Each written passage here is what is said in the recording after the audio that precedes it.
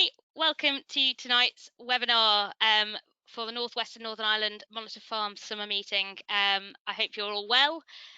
Unfortunately, it's not quite the summer meeting that we'd all planned back in March.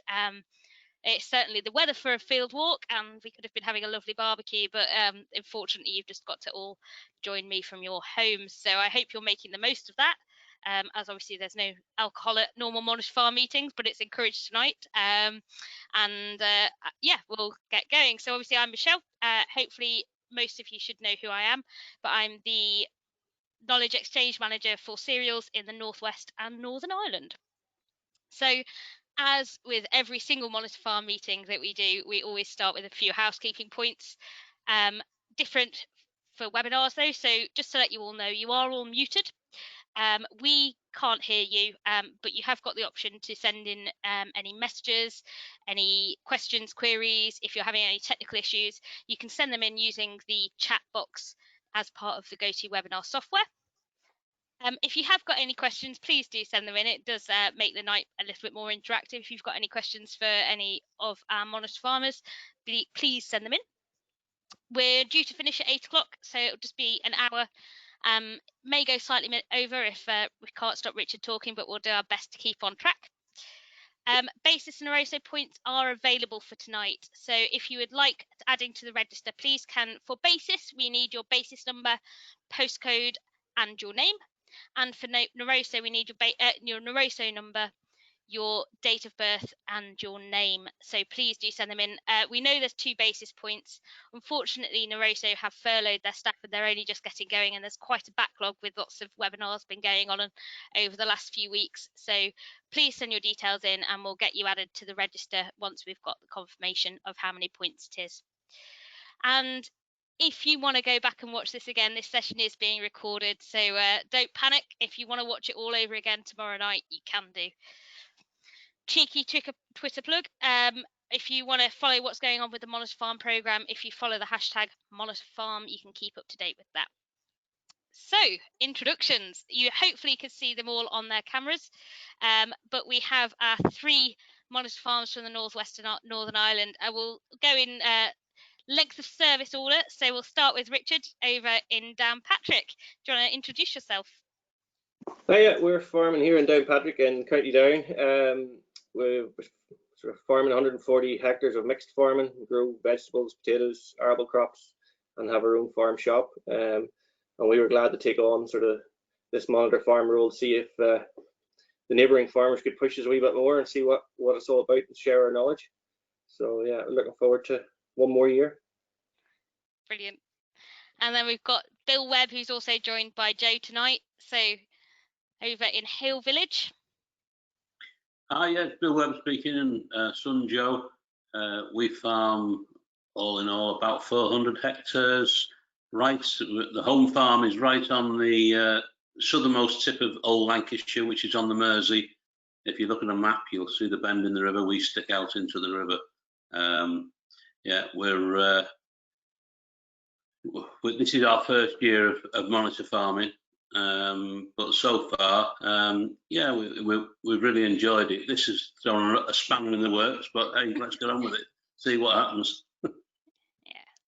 And introducing our newest monitor farmers who are just starting. Unfortunately, this isn't quite the launch meeting that we'd planned.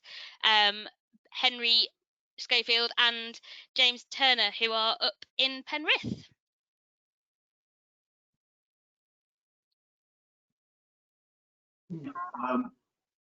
We're unmuted. Top of the Eden Valley. So if you drive up the M6 from Penrith through to Carlisle, you'll actually go through the estate, whether you go on the A6, the M6, or the London-Glasgow railway line. They all intercept the estate. So we farm from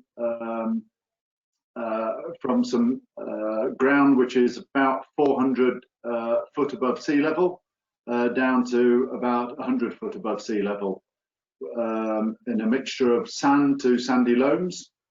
About 2,000 acres, of which 800 acres is lowland heath, triple SI, which we manage with some suckler cows and some hill pigs. And a bit lower down, we've got the arable, of which there's about 800 acres. Wheat being the predominant crop, followed by oilseed rape, barley, and then other things like sugar beet and beans and stubble turnips.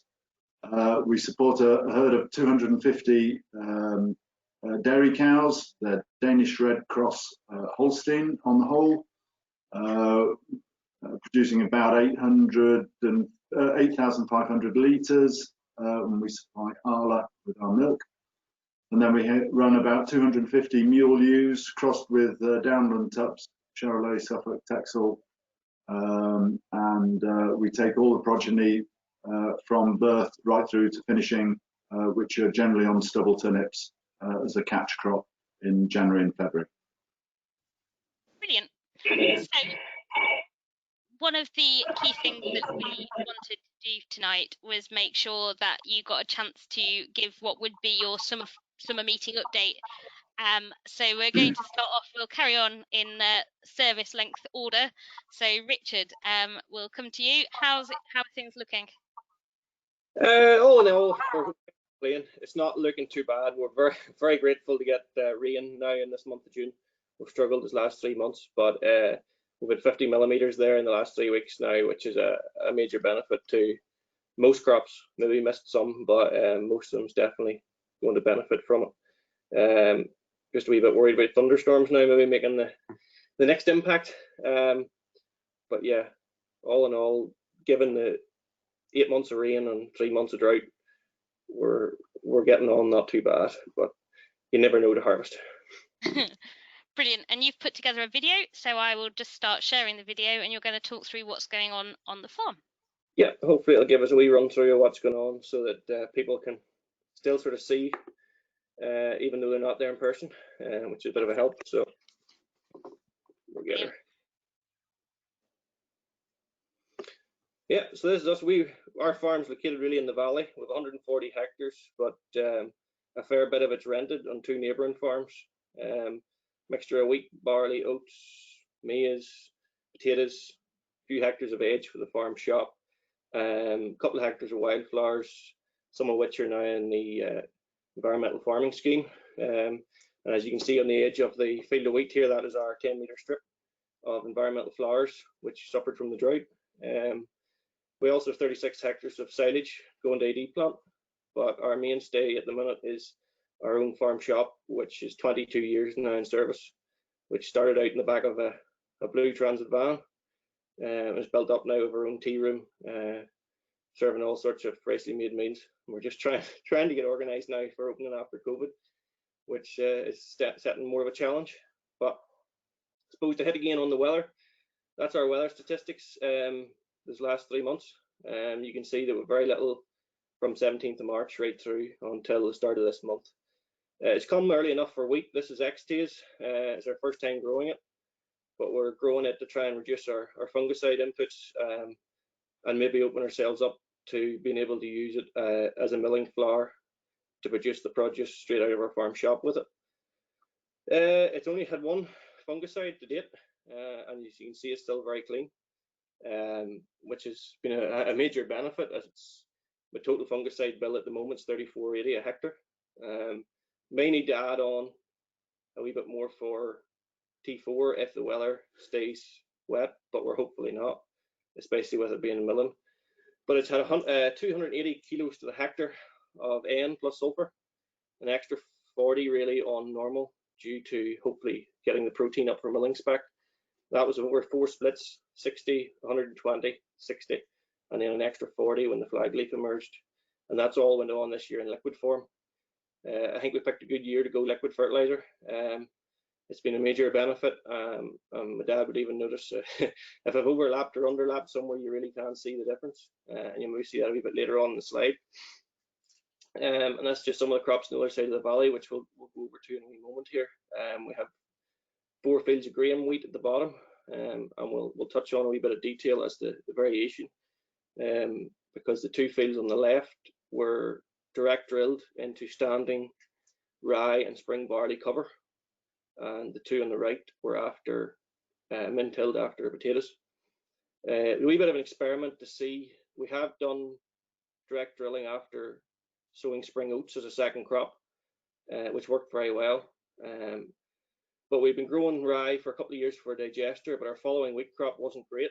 And I just wanted sort of confirmation, was the rye effect in the wheat crop? And we'll see here just in a few seconds. You can even see from now it has that effect. These 4 fields were all drilled at the same time. Really pleased with the establishment, considering it was direct drilled after potatoes, and we did have a difficult harvest.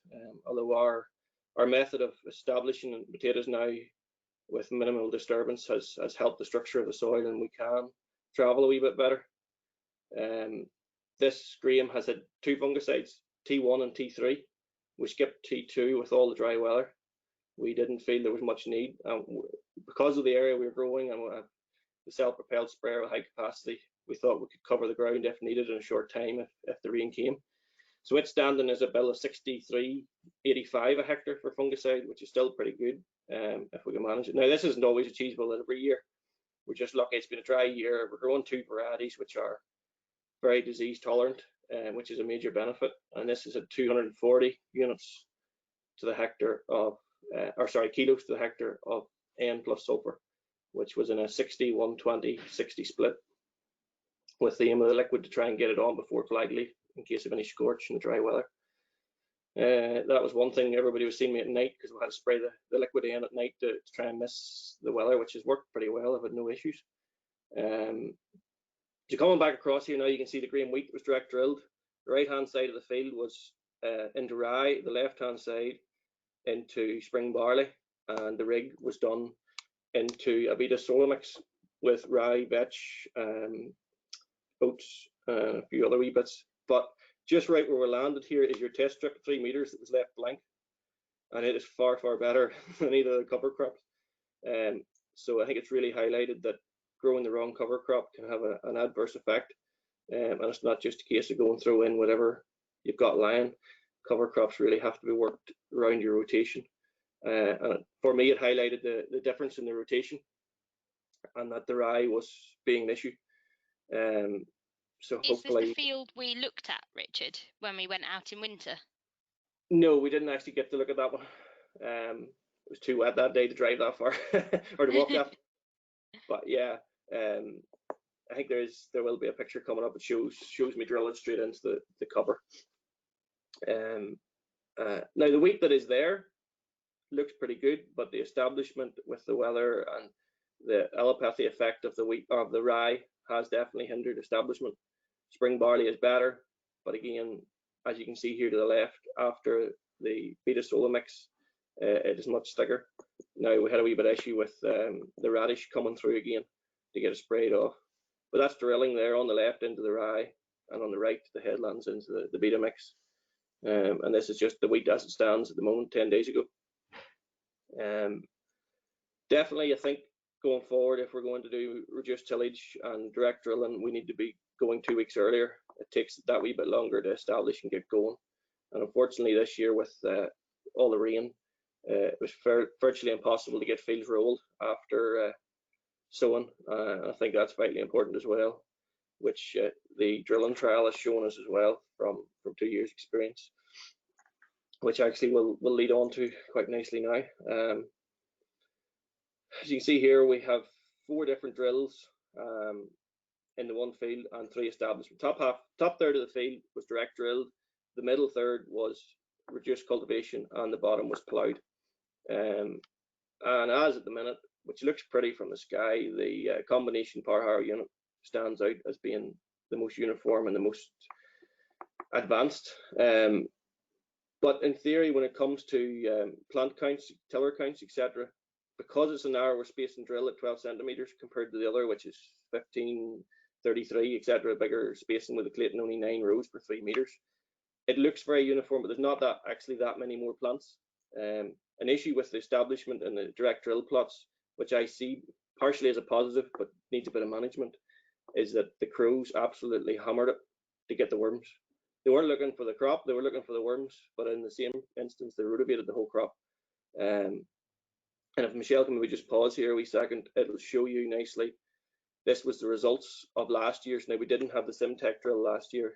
Greenmount kindly gave us that this year to add to our trial. But the cultivation trial with the horse disc drill come out on top. But really, there's very little difference in a lot of them. Again, the 2 direct drill plots, but the horse and the Clayton, were thinner established, didn't quite just get as fine a seed bed as the combination could do. And some guys would say, well, why not just go in with your combination drill straight into the stubble and you'll get a good enough job. My issue would be, which we'll maybe find out with time, is it may lead to a panning effect at that 3 or 4 inches that you're cultivating, whereas with the other drills we can mitigate that slightly. But I'm very positive that the worms are doing a good job in that top 3 plots, and the crows pretty much cultivated to a line where the cultivator stopped. So there's definitely a lot more worm activity, and hopefully the worms and the roots over time will bring those plots to better condition than the other parts of the field. We will EC scan this all after the 3rd year of the trial, which was done at the start, and see if we can bring up any changes or variations between the plots then, which is a good way to analyze it. But going forward this year, winter barley, it's looking similar in terms of what I would expect from the results of those different plots. So we'll see how that goes. If you want to move on, Michelle.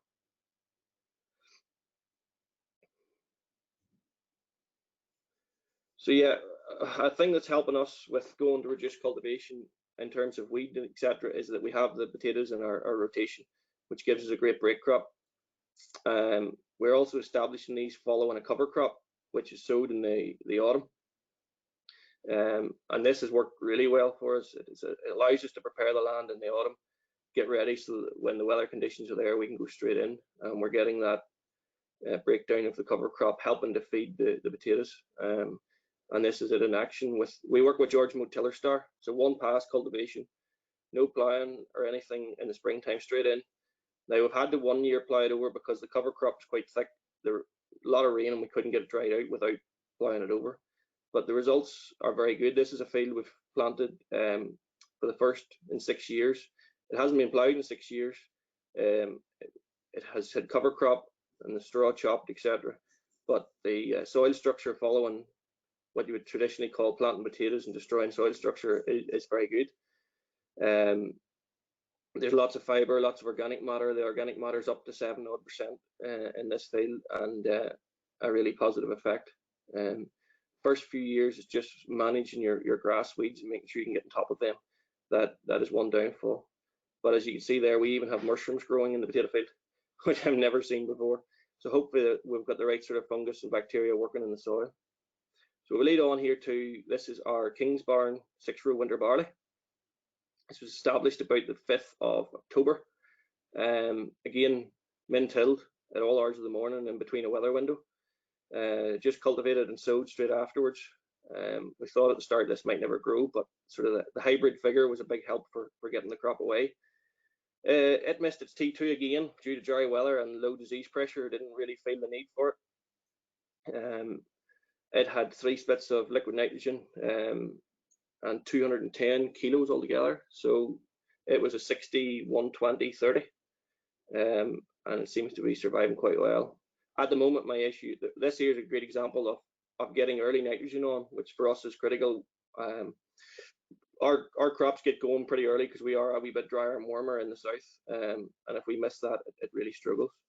But this just highlights what the drought effect has been this last 3 months. The left-hand side of this field has a rock plate, really. You can get about 6 inches deep and then it's just plate rock. And you can see the other bits are bright green. But unfortunately, Sunday's heavy rain and winds has given everything a wee bit of a battering and starting to struggle. I worry if we got too heavy a downpour, we could have flat crops in places.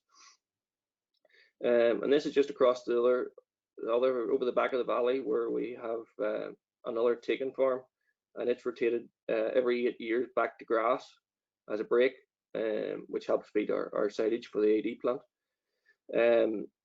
And you see wheat here on the left, and the wee triangular field was after potatoes this year. We had wee bits of headlands damage in it and winter barley. Another field of Dunbar standard potatoes. That's after lay. And then we're on here to our bit of 2-row barley, which is Orwell. I'm always a wee bit nervous about putting all 6-row in case I get a hungry year, although they are improving. This is a bumper crop of stuff. Now, after potatoes was a major benefit, I suppose. You could see at the bottom there a bit of headland damage again. The field was lifted in poorer conditions, but it was good to get the barley in. It wasn't intended for barley, but we've got a contract for oats now, and it meant we shifted a few fields around and put barley in instead of the wheat. Again, same process, same fungicide program, nitrogen program as the hybrid 6-row.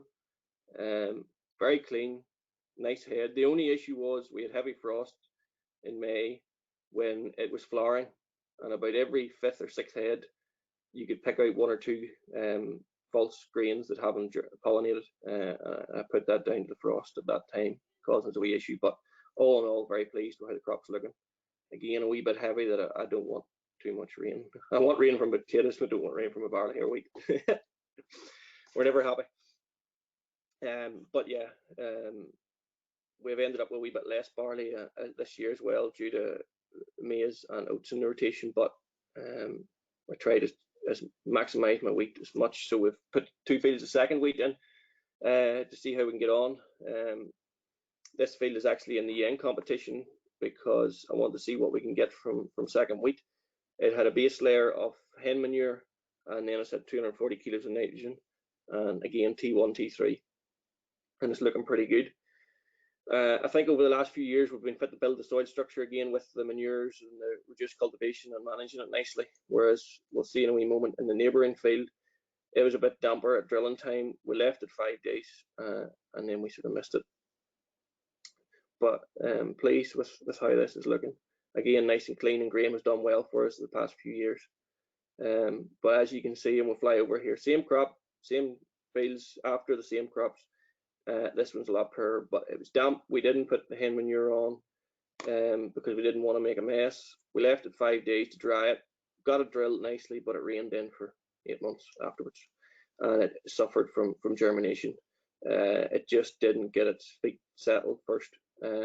What wheat is there looks okay, but it's very thin. It's only half a crop, but that's a good learning curve. And again, I think we've seen a major benefit in all crops that were after potatoes, vegetables, or had autumn farmyard manure, hen manure applied. They really got going a lot better in the difficult conditions. It was a good head start for them. It just gave them that wee kick to get away and get going. And this is a perfect example of how it struggles afterwards. So this is under our Mascani oats, which is contracted to whites, as some of you may know, Speedy Cook.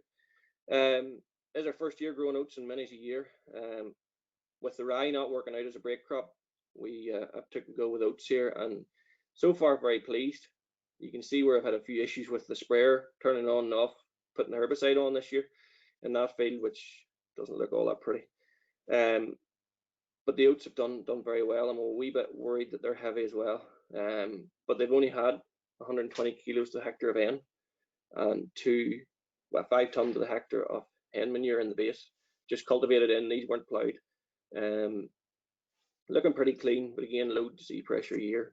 It'll be interesting to see how we can get these harvested nicely, and hopefully we'll meet the specs for whites and get a nice return on them. Good thing about them is they're easy managed, not a lot of hassle. Get them in, 2 runs of fungicide, 2 runs of fertilizer, and that's it.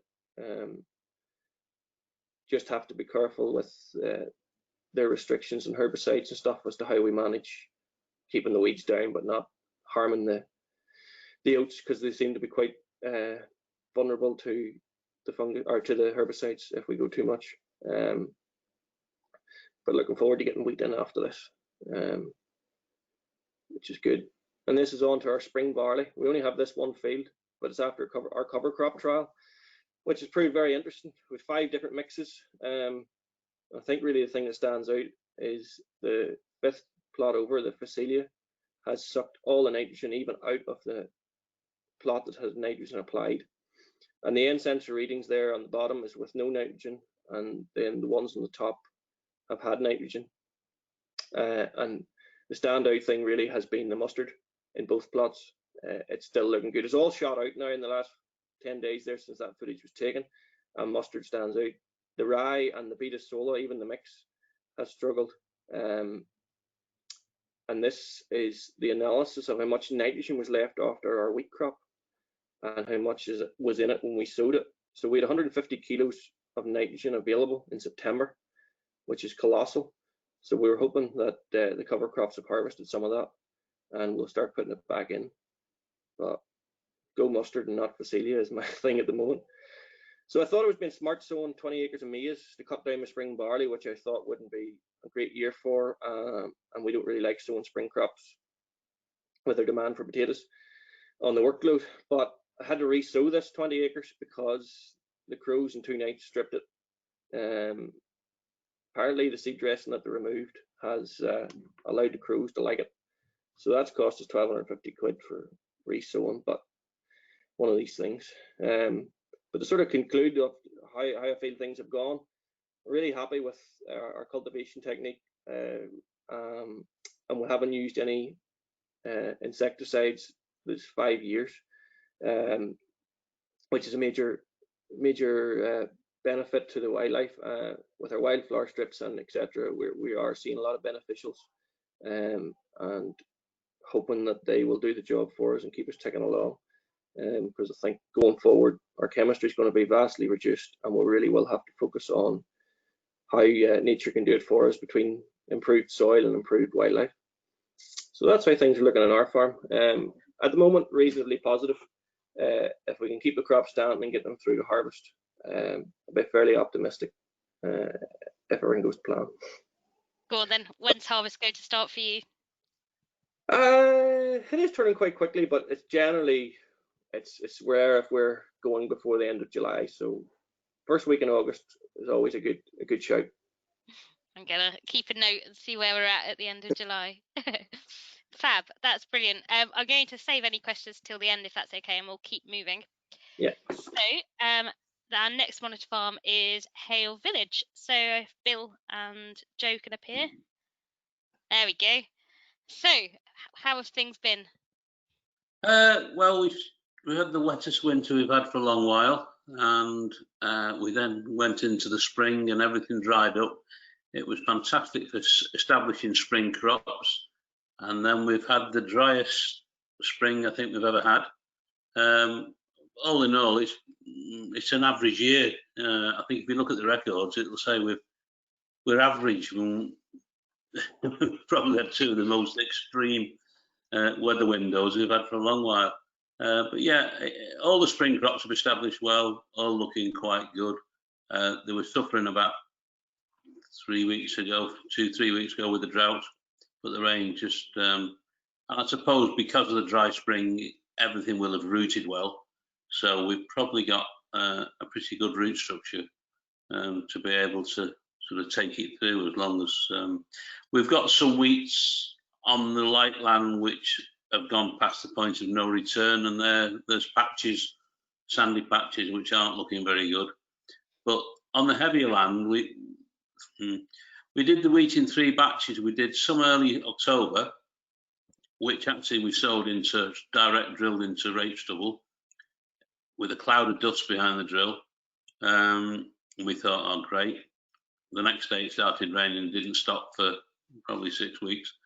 There was some flooding on those fields, but what has survived looks exceptionally well, and it's all Firefly, which was a new variety to us.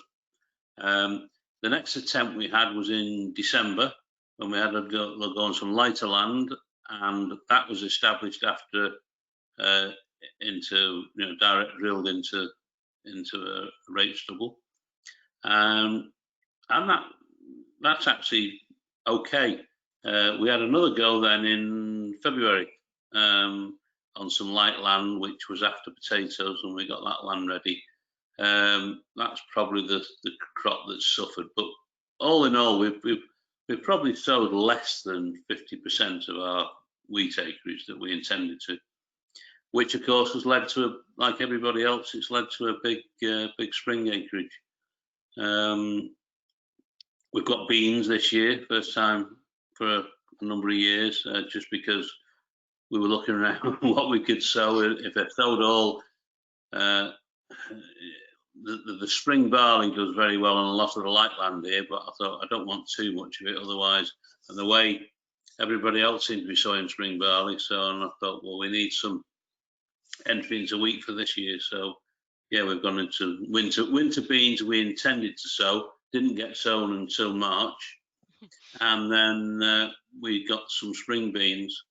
And you probably remember the debate we had at the last of the Monitor Farm meetings. You know, what do you do with the winter beans? Do we sow them or not? So anyway, we've sown them, and in actual fact, you know, there was a lot of people giving their opinions of what would happen to them. As they stand at this minute, you can't tell the difference really. It's only the difference in the colour of the flowers.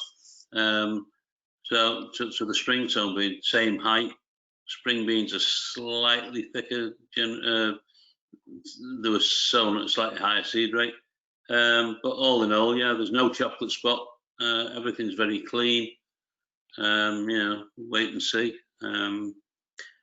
Going through the crops, so the first crop we're going to be into is going to be the rape. We probably the rape we sowed early survived, got a good establishment. The later sown rape, well, it's all been round up and it's fallow at the minute. It's having digest on it next week, and then it'll be a cover crop sown on it, ready to go, direct drill straight into wheat. So yeah, we haven't got any bad crops of wheat because we round up them all. What went wrong with the rape this year? Everything. It was sown too late because of the wet weather. It then lay wet all winter. Then the flea beetle came along and gave it a good kick in. And when the flea beetle had finished with, the pigeons descended on it and finished it off. And we were hopeful it was going to survive, but come the spring, it just didn't take. And we took a decision at the end of the day saying, well, it's not worth putting any more inputs into this. So we rounded it off. Yeah, probably about, some of it was resown. We did some spring rape. We resowed it with spring rape, and the rest of it, as I say, is we took a view to take the opportunity to tackle some of the grass weeds. Any of the field bad for grass weeds, we thought, well, let's take the opportunity and have a go at those, and try and get a decent crop of wheat in this time. It's the first time you've really been hit by flea beetle, isn't it? It is. Everybody further south from us has always been complaining, saying about the flea beetle, and we've been very smug sitting here saying, well, we don't get flea beetle. And we saw a little bit last year, and then this year, it just, I think anything that was sown early has held its own, but anything sown late, just the flea beetles have won the battle and put our hands up and said, right, surrender.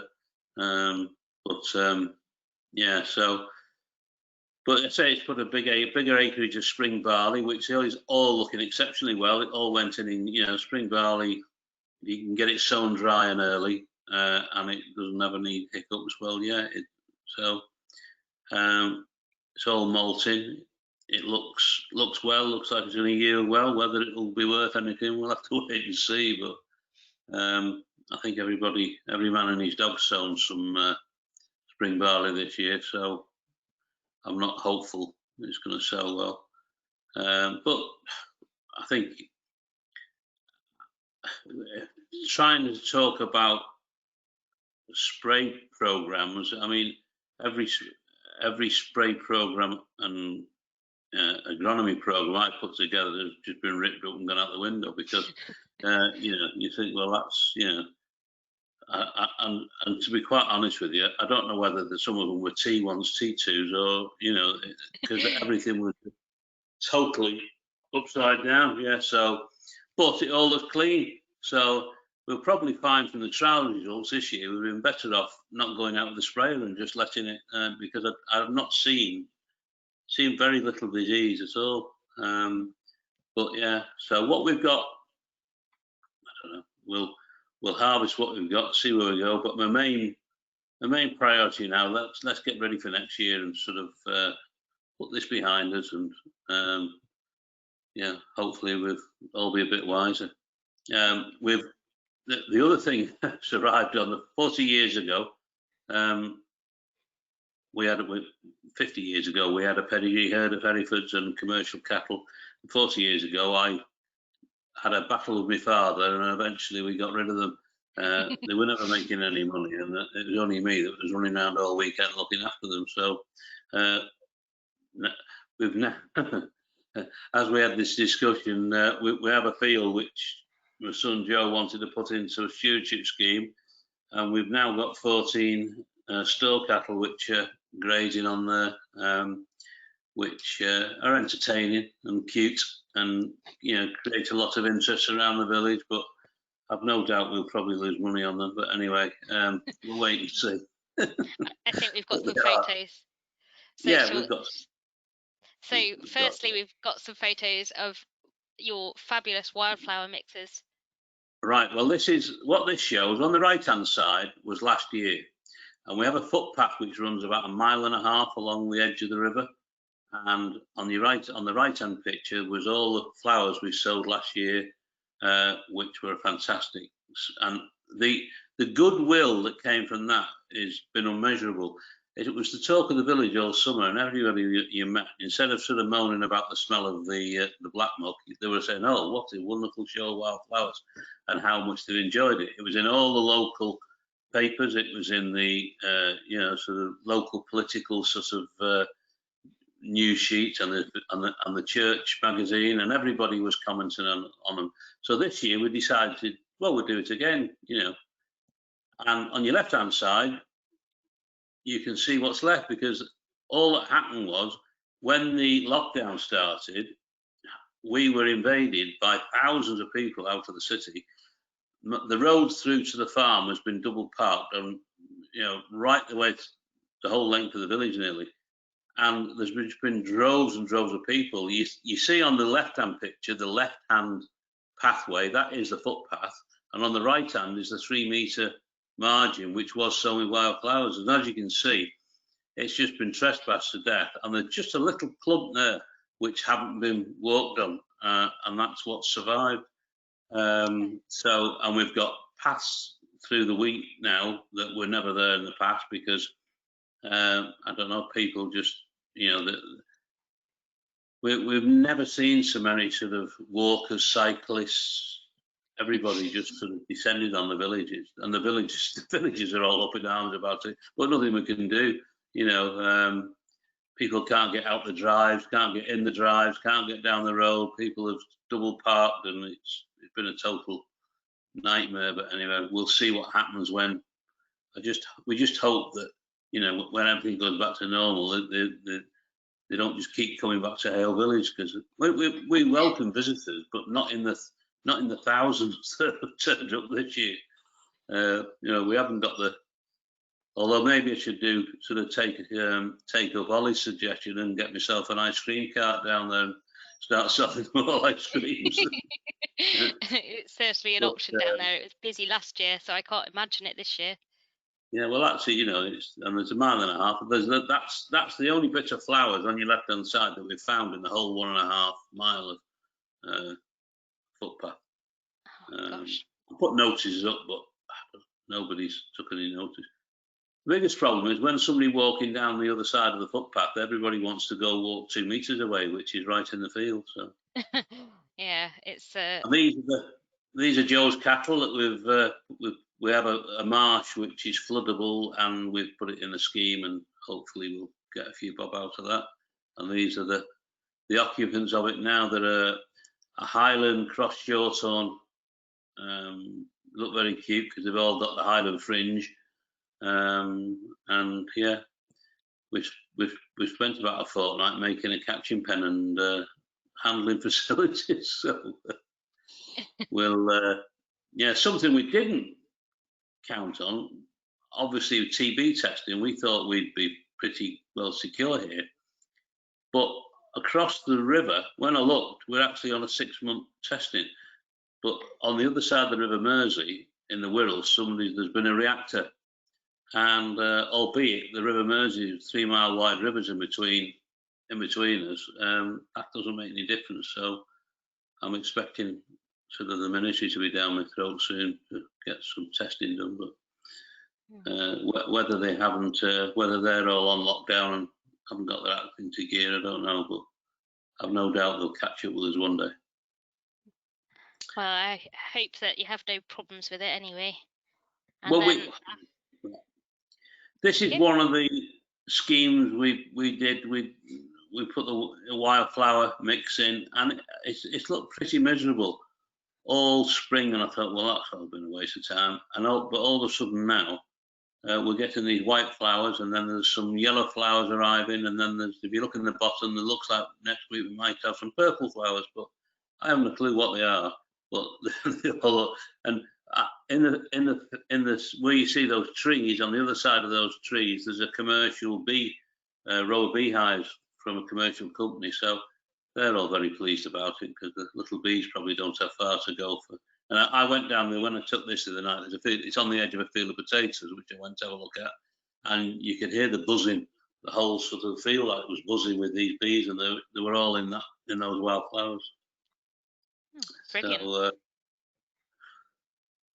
yeah. So Yeah. we got another. That's Right. brilliant. So yeah. So we're sort of. We've got a mixed bag of everything this year. It's probably been the most disorganised year I've ever had since I've been farming. You know, but it is what it is, isn't it? So we have to get on with it and see what happens. Yeah, no, I think you're coping with it really well, and I think it'll be really interesting next year following the cattle through and seeing how those beans harvest as well. So I look forward to coming back in the winter. Might get a bit fitter if I'm running around after cattle all day. I thought that was Joe's job. Yeah, but Brilliant. And that brings us to our third and final monitor farmers from the region. And it is an absolute pleasure to introduce James Turner and Henry Scholefield, who have taken on the baton of becoming the region's third monitor farmer up in Penrith. So welcome. Not quite the barbecue and summer farm walk we had originally talked about, but certainly a new way of working. So I actually have a little video clip that you guys can kindly put together, so I'll play that first if that's okay.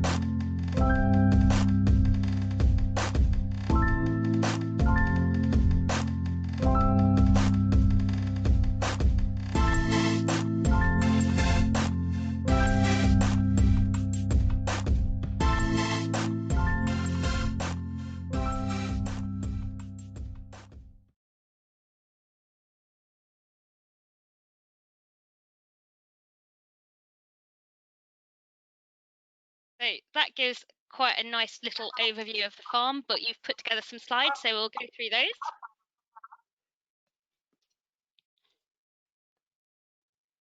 What have you got going on then? Okay, right. Just to recap on the previous sort of video, one of the tractorman's sons, who is furloughed off school at present, has had rather fun with his drone.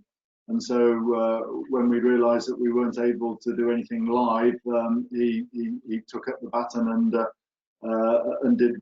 He's done quite a lot of footage. It was very interesting footage of all sorts of operations this spring, and there was some there from last year showing the trial plots, which we've been doing now for 10 years with Agravista, and they've historically they started off as basically really just a visual assessment of varieties. So under the same cropping regime, so we can compare one with the others. But each year we've sort of built onto that. So we've done different use of fungicide, different ways of establishing them. And last year we were actually going to take them to yield and put them through plot harvesters. But it was such an awkward back end, and the plot harvesters got stuck down south and never got their jobs done down there to be released to come up to us. So unfortunately, that didn't happen.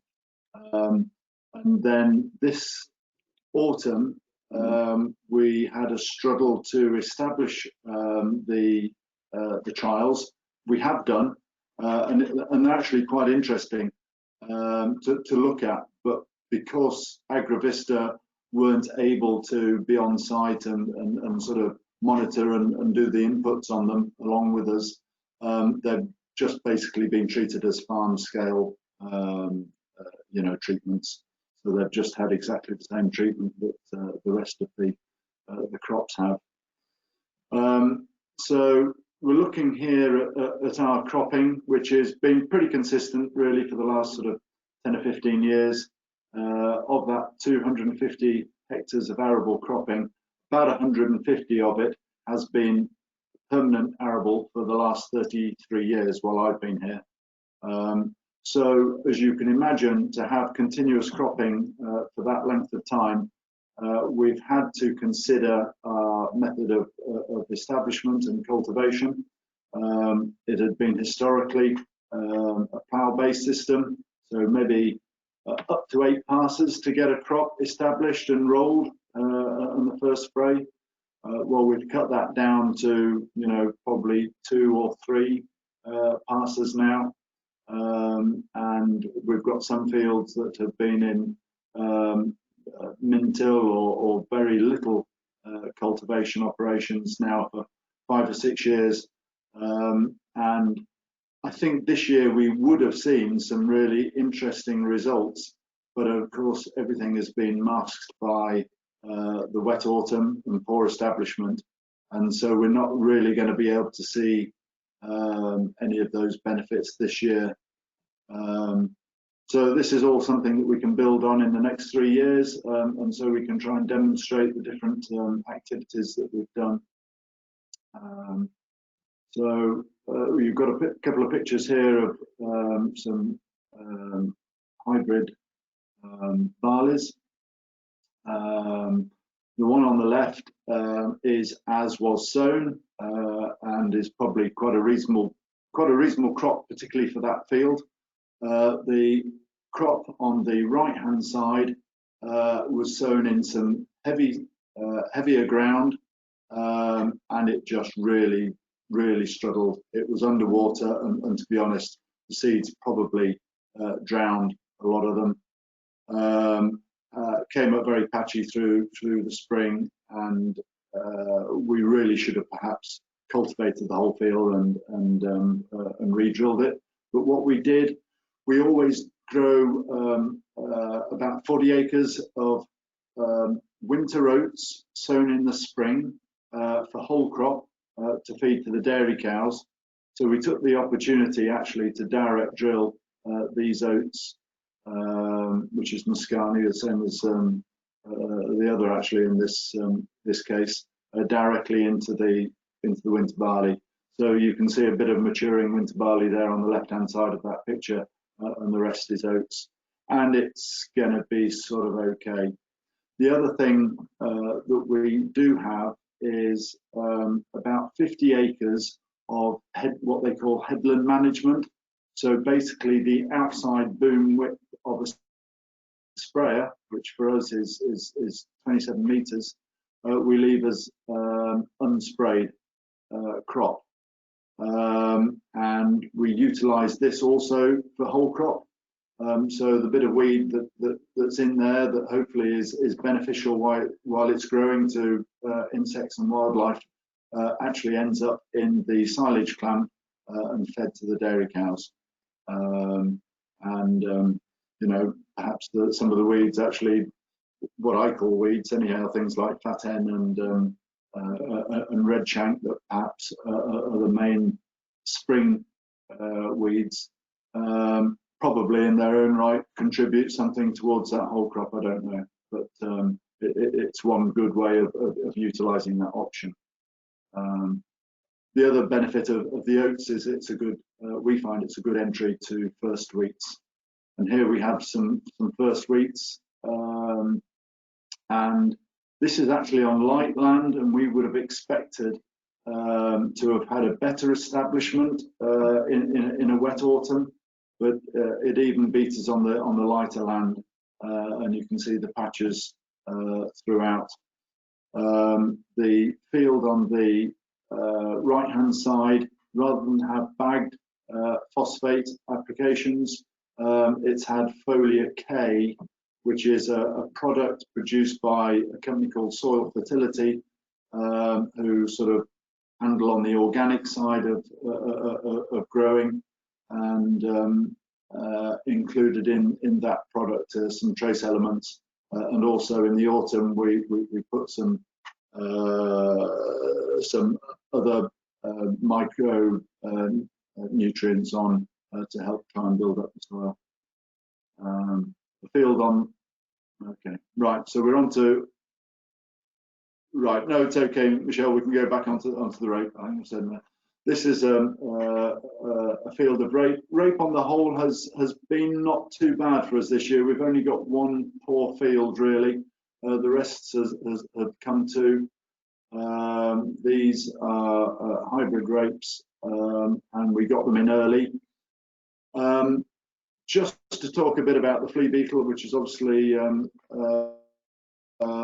poignant. For the last 3 or 4 years, we have grown, sown with our oilseed rape, a clover as a companion crop, and it has meant that the ground cover has been quick to blank out the daylight, and whether that has helped prevent flea beetle sort of alighting on the crop or what, I don't know, but we have had very little flea beetle pressure, and so I would be reluctant actually to drop the companion crop, the Berseem clover, which is the one that we've used in the last 2 years. We have used a mixture of different companion crops, but it does seem to be quite good. And even this year, when we pulled some of the clovers out in October and November, it was really nice to see some of the nodules on the plants, and as they senesced over winter, hopefully that nitrogen will have provided a little bit of early nitrogen for the rape when it grew away in the spring. So this, yeah, okay, so that's the rape. We are quite big into the stewardship schemes, predominantly on the Triple SI up on what we call Lazenby Fell, which is the lowland heath. We've higher level stewardship up there, and then running concurrently with that, we have an ELS scheme which is still running, and in fact it's been rolled over this year and will get rolled over next year.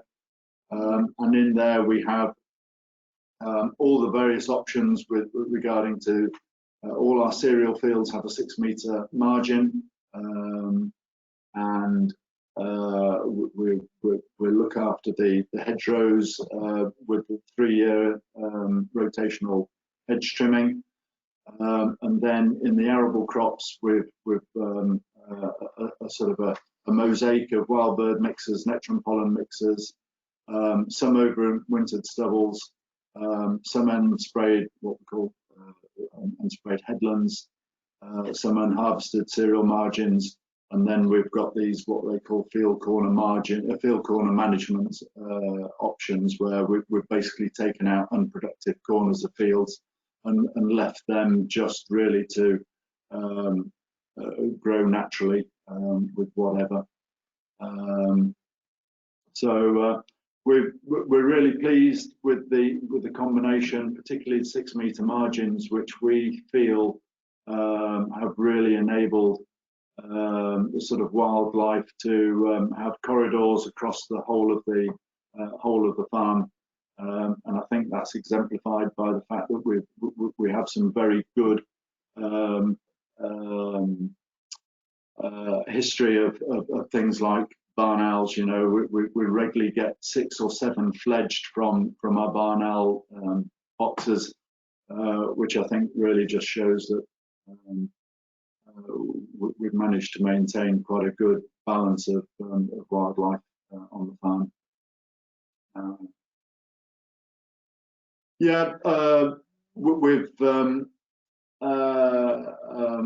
We try and overlap the enterprises, so we've got a good rotation between grass and arable, and in the grassland for the last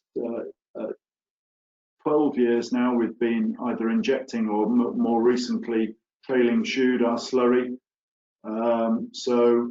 If we try and get the nutrients away from the dairy onto the arable, and if we can't do that, we introduce the arable into the dairy grass, if that leaves the dairy cows short of silage grown locally, we cart that from farther afield. We're trying to exploit that sort of wealth of phosphate that we get from a byproduct from the dairy. And just to show that how we're trying to integrate the two enterprises, as I mentioned earlier, we've dropped growing 50 acres of potatoes in favour of spring beans, and now we've replaced the 100 tonnes of soya that we used to buy every year, and now we're growing that with our homegrown beans. So that's quite nice. I think we've lightened our carbon footprint in that way. So just a range of cultivation bits of kit. We've gone down to, as I say, minimal cultivation where we can. We still have the plough there as a backup, particularly when we don't have a window of opportunity to get a sort of a stale seed bed, which might happen after a late wheat harvest. So we've still got the plough there as a backup, but essentially the rest of the crops are established as likely as we can, and without too much soil disturbance. And you can see in the top right hand corner there, we've now do combi drill, so we've got the seed on the front, and we've put fertilizer on the back. So again, that's reducing one of the passes that we do.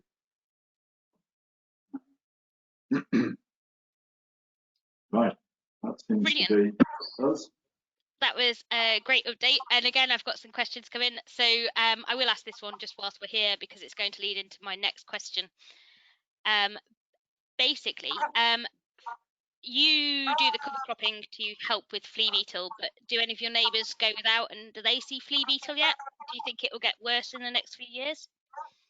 There's certainly flea beetle in the area.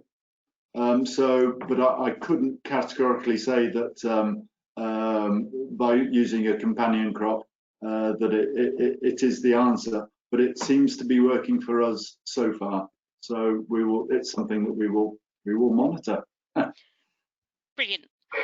So I will move us on. But the first thing I'm going to do is I'm actually going to do a poll for the audience, and this is all about oilseed rape, and it's something that we've touched on, and it's something that our market intelligence team have asked us to work on. So what I'm going to do is I'm going to ask you a few questions. You might have to take yourself out of full screen mode to be able to answer them.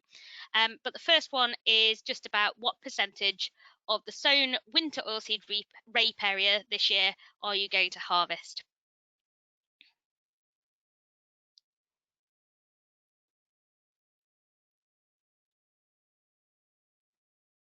Oh, some mixed responses coming in so far. I'll give it just a couple of seconds longer and I'll show you all the results.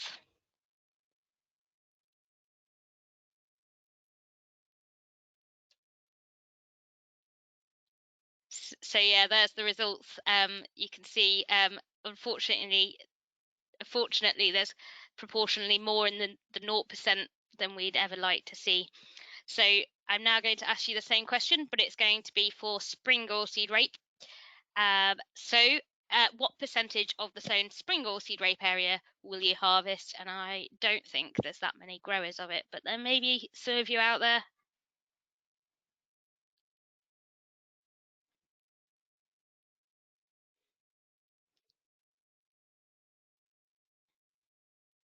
Yeah, I got the answer I thought I was going to get there. So there's lawn sown. So next question. Will you grow rape in 2021? So based on this year's rape growing areas, are you going to have another go next year?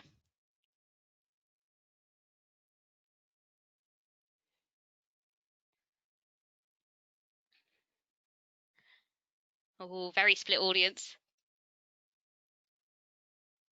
So that's 42% of you are going to carry on growing rape and 58% of you aren't. And then for those 42% of you who are going to carry on growing rape, what area based on this year are you going to grow next year? Is it going to be a similar sort of area? Are you going to increase or are you going to decrease?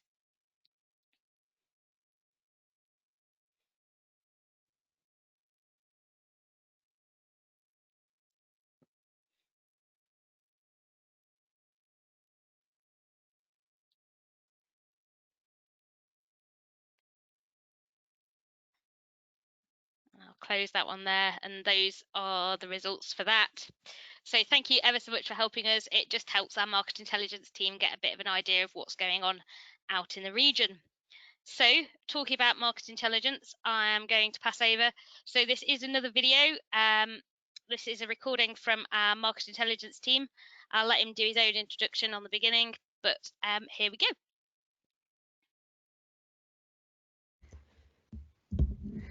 Hello, my name's David Udall. I'm head of the arable market specialist team at AHDB, and I'm here to talk to you for the next 5 or 10 minutes on global markets and what the outlook for 2020-21 season is. So starting from a global point of view, looking at stocks, what are the key messages that we have to look out for the coming season? The key thing from my point of view is that the global stocks to use ratio of grains, looking at wheat, barley, sorghum, oats and maize, is likely to increase to 18.8%.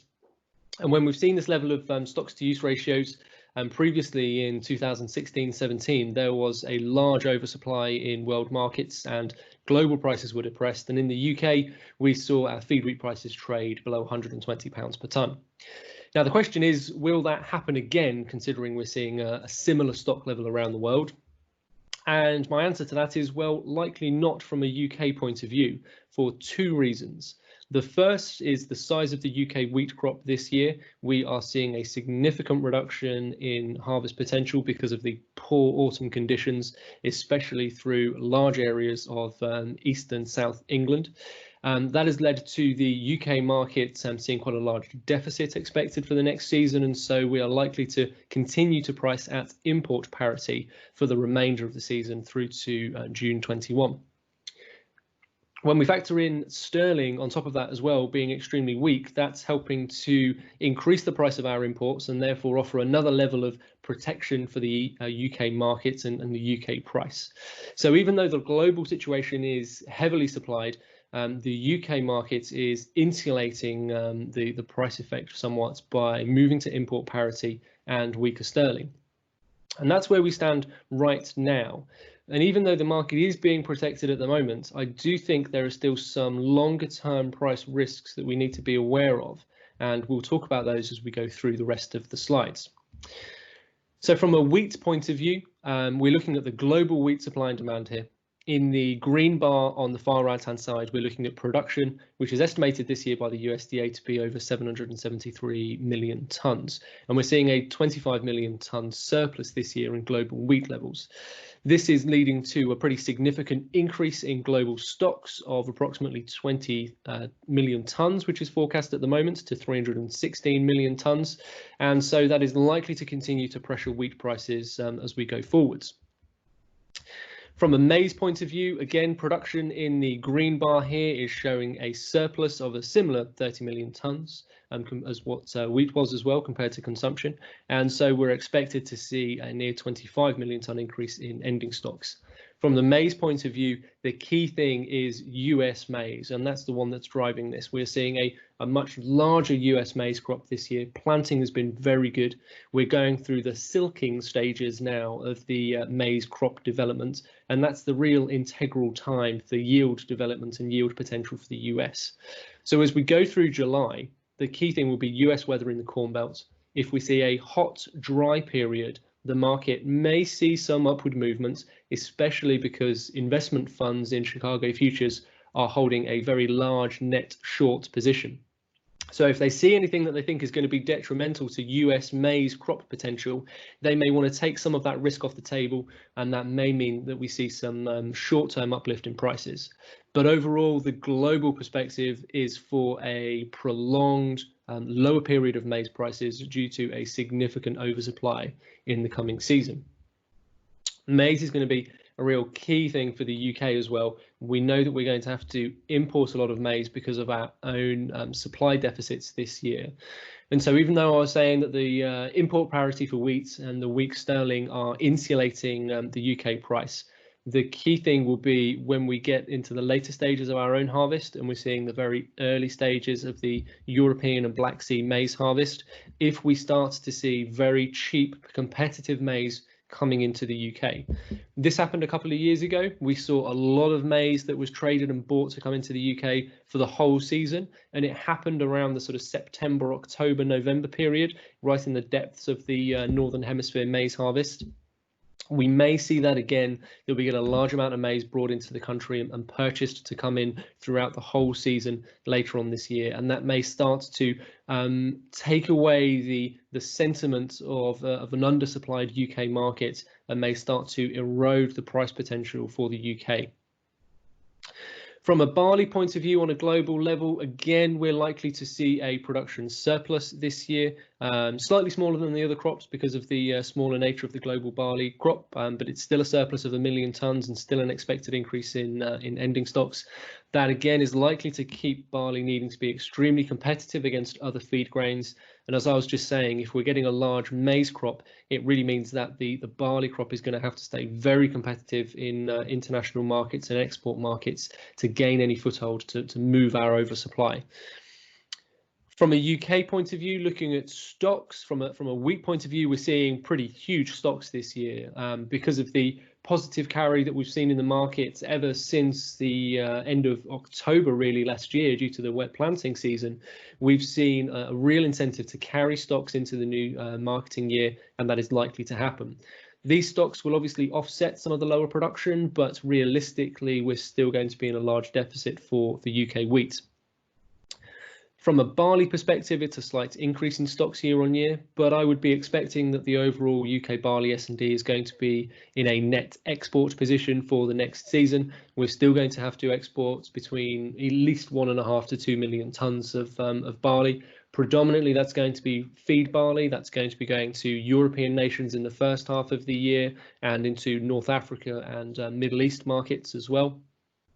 Key thing for those two markets is we have to remain dry. The cost of drying barley is going to be a real key thing this year to ensure that we are competitive into third country export markets, especially if we end up without a trade agreement being negotiated with the EU, and therefore we become far more reliant on those third country export markets as we go into the first half of 2021.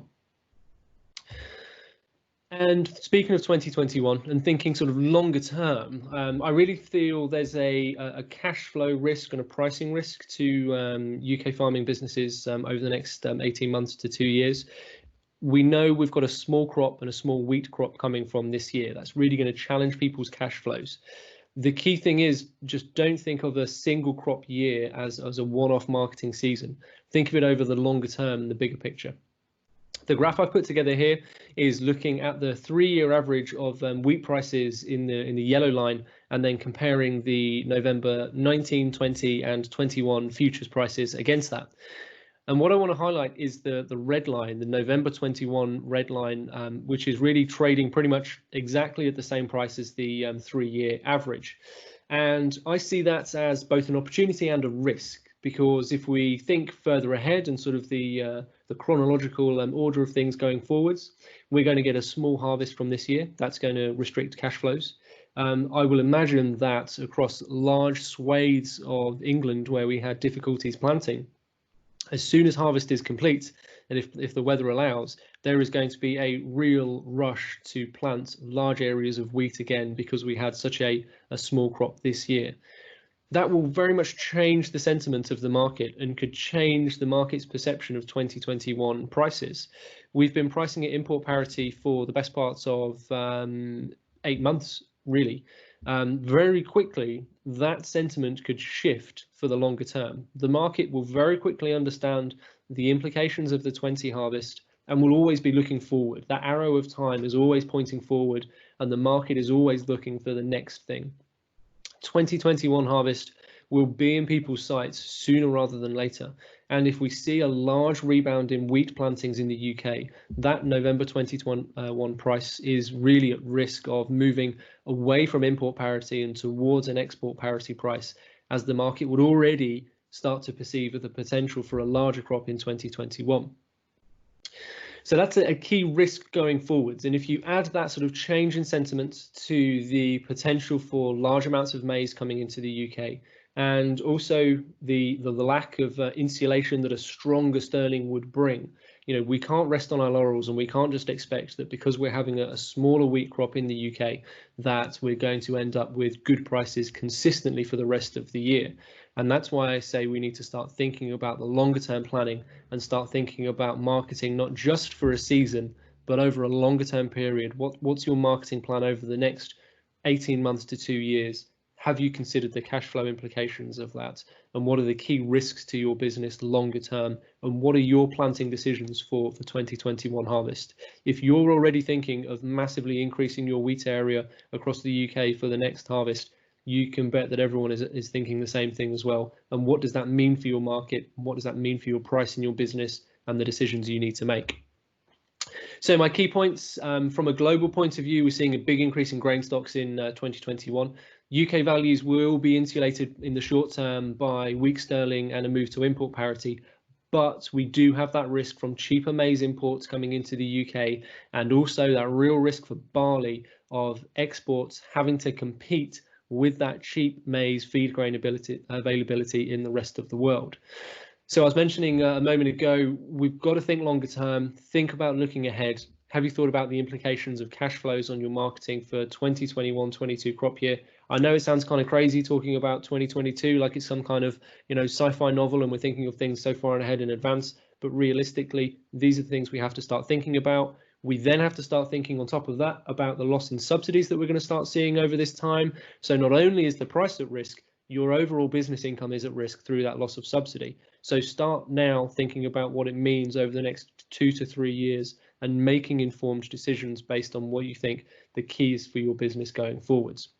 Big risk again is from a resurgent wheat planting in the UK post-harvest 2020 and changing that sentiment going forwards. And again, I think that's why we need to think much further forwards. Okay, we've got a small crop coming this year from a wheat point of view, but what does that mean for next year? What does that mean for your business? What does that mean for your price?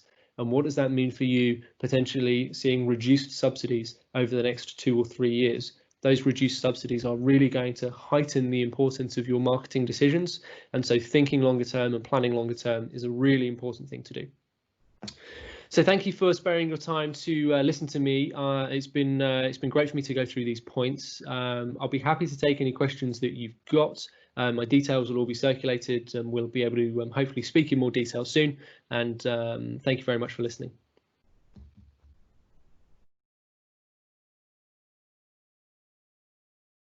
So unfortunately, David couldn't be with us tonight due to change of plans. But hopefully that's given a bit of an oversight of where the markets are at. And as he said at the end, if you have got any questions, please do send them on. I'll put my details up at the end if you haven't already got them. But with him not being here, it means you can make the questions as hard as you want to really challenge him. So that takes us towards the end. So I don't know whether everybody else can pop their webcams back on, because we've got a few questions that I wouldn't mind us going through, although Richard's appears to have disappeared. We'll start with, oh, he's back. We'll start with one for all of you. If you are going, what are you going to change for next year's harvest? Any big things you're going to change for next year? Anyone fancy starting? Go on then, Richard. Looking at that, plant less wheat. I think if you some ways you got to take it as a long-term game, and if you're doing what you're doing well, stick with what you know and try and do it right, rather than making radical change for the sake of it, and ride it out. But yeah, going forward, I think for us, especially the same as this year with our dry conditions that we end up having in the spring, keep spring crop vanilla and potatoes to a minimum, and concentrate on getting winter crops established well, and that wee bit earlier maybe. Now that we're growing varieties that are a wee bit more disease resistance, with us later drilling doesn't really become a necessity as such. So that would be the plan, try and get the stuff drilled a wee bit earlier because we're reduced cultivation, and get it established well. Was it well sown, half grown? Yeah. Bill, anything you'd want to change for next year? Not much really. We're going to grow less Group 1s and more Group 3s, just because we've tried the Firefly. It looks particularly good, and I like the idea of spending less money on fungicide and additional nitrogen. So yeah, that's the. We look like we're going to go on the heavier ground with Firefly. On some of the lighter ground that's got limited yield, we'll stick with maybe Group 1 Zayat. Mainly because I've still got 7.5 ton of Zayat seed left in the shed, so I'm going to throw it away. That's fair enough. And James and Henry, anything you'd want to change for next harvest? Well, I'm going to throw that question on its head and say that we're going to start this autumn, and so we're sort of now looking at this year's harvest, and what we're going to try and achieve is to get the conditions right for getting a better establishment this year. So we're looking at taking whole crop, at a more appropriate time to sort, to get ready for next year, to make sure that we get a, good establishment of our crops this year. But to answer it properly, we normally at the beginning of July we have our cereal trials open day. We're not doing that this year, but instead next Thursday we've got the three other steering group members meeting, and we're going to walk through the cereal trials with Agravista and discuss them. But also we're going to put our heads together to some projects and trials that we might like to try and push through this next 3 years between us all. So I'll be able to answer that question better this time next week. Fab. So related to your establishment, have you seen a benefit from placing your fertilizer with seed, do you think? Yes, and because we've done it all in one go, so we haven't done some and not some. What we've been able to do is to compare someone else who's doing the same operation, but not putting on the placement fertilizer, and we've been told very much so by our Agravista advisor that he can see a very big difference. So that gives us sort of confidence to hold on. Is it something the other two of you would ever try? Yes, very much so. Now that we've gone down the liquid route, I'd quite like to be fit to place the liquid fertilizer at planting. Now that requires a wee bit of machinery and technology, but long term, yes. And I think we noticed it this year, especially with organic manures. Anything, as I said, you got a head start and a wee boost to kick it off. Definitely perform better, especially in the poorer year. Just to get it up and away and give it a fighting chance. Bill, would you ever try it? Yeah, I think we're very, very well supplied with phosphate, and work we've done in the past, we've not shown a big increase. I'm not saying I wouldn't revisit it again, but most of our indices are 4s and 5s in the phosphate area. So, you know, I don't think, I know people that have shown good results with oilseed rape where they've you know, put phosphate in at sowing, but with our indices, I don't think we would see a big benefit, to be honest. Yeah. So question for you, Bill, that's come in. What cover crop do you sow before your wheat? We've done 2. We've got mustard, which is just that. We've tried that, and that goes like fun. My only concern there is with the conflict with the rape acreage, and then the other thing we've majored on the last few days is oil radish, mainly for potatoes. It has a benefit on the potatoes, but also it doesn't conflict with the rotation so much with the rape. So yeah, the only thing is it's slower growing. But I mean, the trial we did, not this last time, the time before, when we first tried the mustard, it was like, well, it was sort of neck high, you know, in no time at all. But I was amazed that we drilled into it, but it did it did work, and it showed the benefits. So yeah. Brilliant. And I've asked it of Richard, but go on then. When do you think you're going to start harvest, Bill? Let's start with you. Let's put a date to it. The first thing we always harvest is normally rape, and it's normally sprayed off Royal Show Week, as it used to be, about the 7th of July. And depending on what we get after that, it can be as short as 2 weeks or as long as 4 weeks after that. The problem we've got this year is that I've got, it's going to be impossible to judge when to spray it off, because parts of the field now are brown and other parts of the field are still bright green, because due to pigeon damage and, you know, and the wet areas that were sort of, so I don't know. I mean, another thing I have done in the past, because it's nearly all on light land, is not spray it off its own, just leave it and let it ripen. It is later then, but you don't have to go thrashing through it, knocking seed out. So I don't know. I keep looking at it, and I'm going to have to go and make my mind up. But so far, it's I never like to spray anything off before early July anyway. And if anything, we've got 36-metre booms, so we tend to not make a lot of mess, and have seen a lot of damage and yield loss due to, well, we've gone in the past and we said, oh, well, there's not much area of green stuff, and then it's all brown seeds, and it has hammered the yield. So we do tend to go as late as we do, although we do get some shedding in the wheel.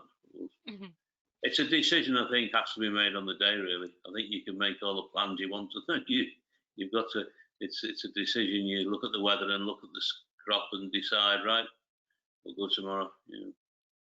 Fair enough. And James and Henry, when do you think you're going to start? Let's put a date to it. Well, we've actually started, or should I say the crows have actually started. So we've noticed they've gone in, so that indicates that it's going into the cheesy stage. So I guess we're probably looking at I would think 3 weeks. I would think by the 20th of July we'll be going on the winter barleys. Brilliant. So I'm going to leave it there. I know we've overrun, so I'm sorry about that, guys. But I will, as always, close. So you will be taken to a survey as you leave the webinar. If you could fill it in, it does help us for planning going forwards. As I said at the beginning, this has been recorded and will be available for you to watch back as many times as you want, and that will all go onto our website in the next few days. And if you do have any questions, or you'd like any more information, or you want to ask David Udall the hardest questions you can think of, please drop me a note. Our next webinar is all about pre-harvest preparations. I'm not just going to tell you about how to clean out your grain stores. It's got a bit of a focus towards the implications of COVID and bits and pieces like that. It's on the 1st of July, 7 to 8, same slot as this one. Oh, apparently that's the end. all I'm going to do is I'm going to say a massive thank you to monitor farmers for being involved tonight. It's been a pleasure to work with you for the last year, and welcome Henry and James, and I look forward to working with you all in the next few years. I hope you all have an amazing harvest, and everybody listening at home too, and I look forward to seeing you all soon. Thank you ever so much, and have a lovely evening.